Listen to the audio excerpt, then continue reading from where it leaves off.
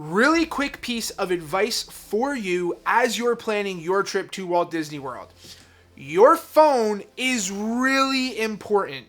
You have to use this thing so much that some people actually complain about how much you have to use it. I, for one, love that literally everything I need when I go to Disney World is right here. But there is one downfall to needing your phone for so much throughout your day at Disney. How do you keep this thing charged? Well, a lot of people will tell you that the best option is the FuelRod. I, however, will tell you that the FuelRod is not the best option, and I would much prefer one of these. That's the story this week.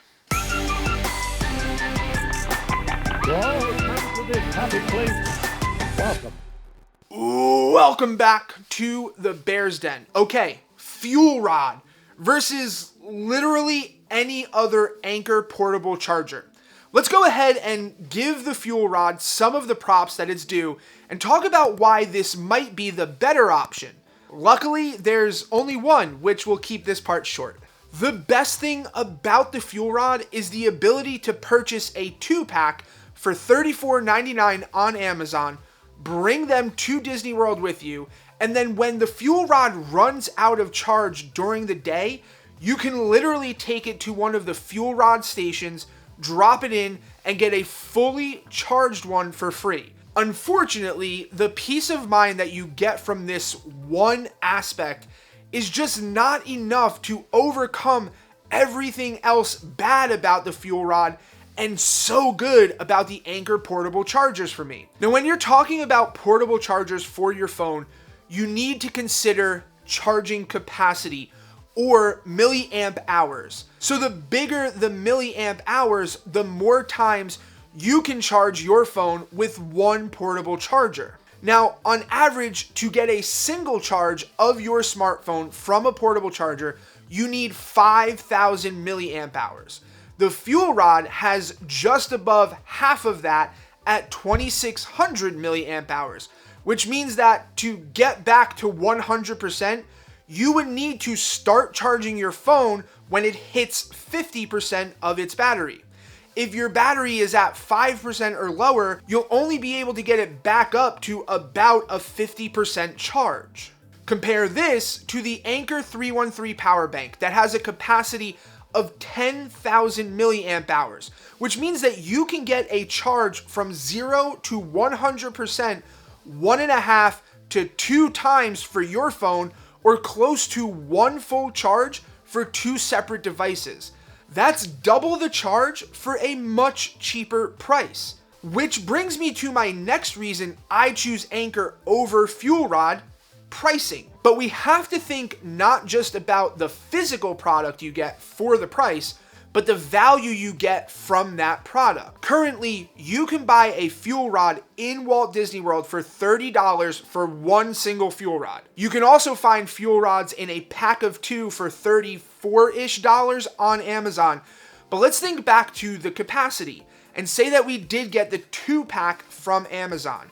That is about $17 for half a charge on your phone. In comparison, the Anker 313 gets me 1.5 and even up to 2 charges for the whopping price of $21. For another $3, you can buy the Anker 321, which will give you at least one full charge and is close to the size and form factor of a FuelRod. Now, real quick, if you're looking to pick up any of these chargers I mentioned in this video, you can find those links in the description. They are affiliate links, which means I get a small commission if you decide to purchase one. Also, if you're looking for all the items you need to bring with you in your Disney park bag, I have a full list in my community all about traveling to Walt Disney World. You can find more info on that in the link in the description below as well. But at the end of the day, those who believe FuelRod is better will always have the argument that they can swap their FuelRod out even when it runs out of charge. And this is true. If you have a FuelRod, you don't have to worry about, did you charge your portable charger last night to make sure it was ready to charge your phone in the parks the next day?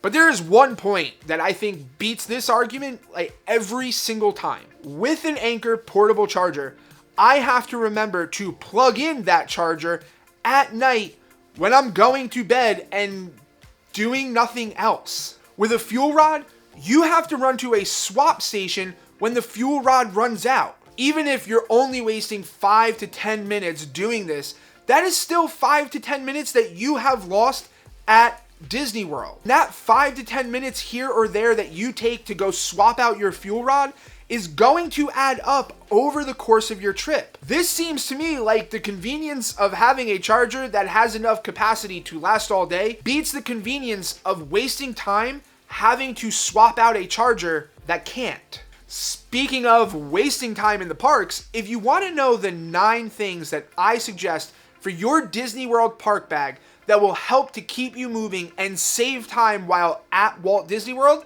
you can check out the video on the screen right now. And remember, there's a great big beautiful tomorrow.